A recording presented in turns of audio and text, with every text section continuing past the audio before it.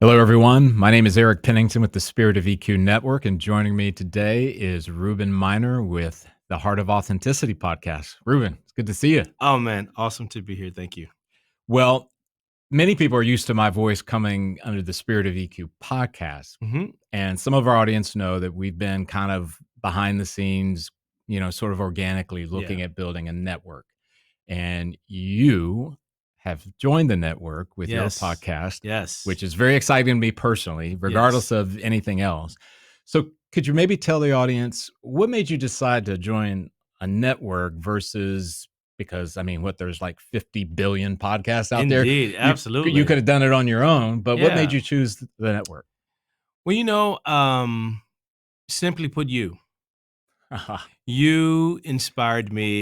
You and I have been colleagues for years. Yep. When I first met you, now I'm going to embarrass you a little bit.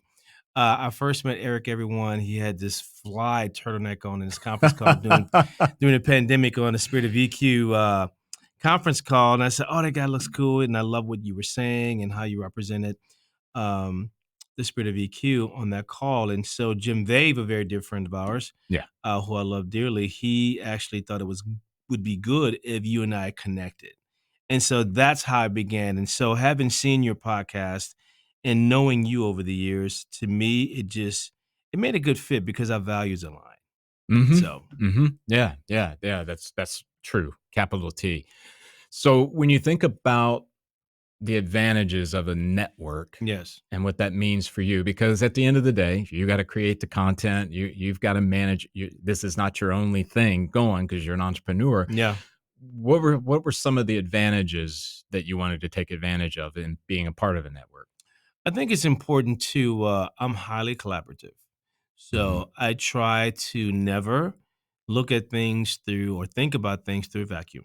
I Mhm. love to bounce things off of people. I like other perspectives. Yeah. And being a part of a network, especially with someone that I know, it just was very inviting to me to be a part of a group of individuals that doesn't mind collaborating together, giving feedback, and just kind of sharing in that whole passion space. Really, Mhm. Mhm. is why it was important to me. It's also for an accountability perspective. Yeah. Right, somebody to say, "Hey, we got a deadline coming up. Yeah, where's your content?"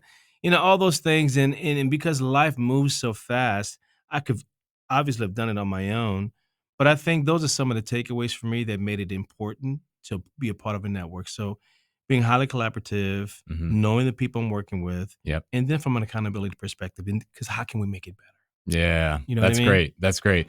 And what I think about with that, and I know when we were doing some of the pre-work on your podcast, we were on a call with our producer Brett, and we were just kind of going back and forth. Yeah. And you were asking a question, Brett would insert something, then it would trigger something in me to go, "Hey, Mhm. I bet you."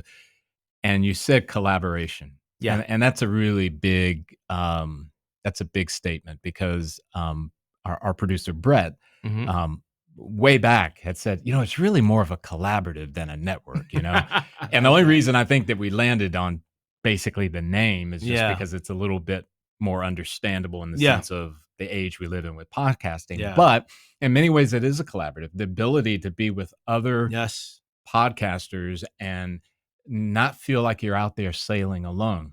Because, Absolutely. Ruben, you probably realize the statistics in the podcast world of what starts with a great fury and Yep. then drops off dramatically. And I don't know Yeah. all the stats specifically as to when that happens, but I had a conversation yesterday with someone about, well, hey, I haven't seen any new episodes. Yeah.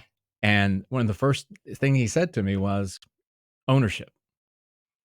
And it's like, wow, that's pretty powerful. Interesting. Yes. So the accountability piece, when you mentioned that, I'm Mhm. going, and obviously we're not talking about Ruben, you better get this done by Oh, X. sure. It really is because I know we've envisioned like the podcasters will be on regular calls. Yeah. I think our cadence was at initially thinking about once a month where, Yeah. we're all kind of coming together, Mhm. best practices, what's working, what's not. Yeah. And I think that in lies why the power, but you articulated that well, and I appreciate that. Thank you. So, someone out there who maybe has done some podcasting, maybe they were a Mhm. guest on a show, maybe Yeah. they've done a few episodes that some years ago or whatever, or maybe Mhm. they're thinking their business, this would be a great idea. Mhm. So, what do you say to them who maybe are thinking about doing a podcast?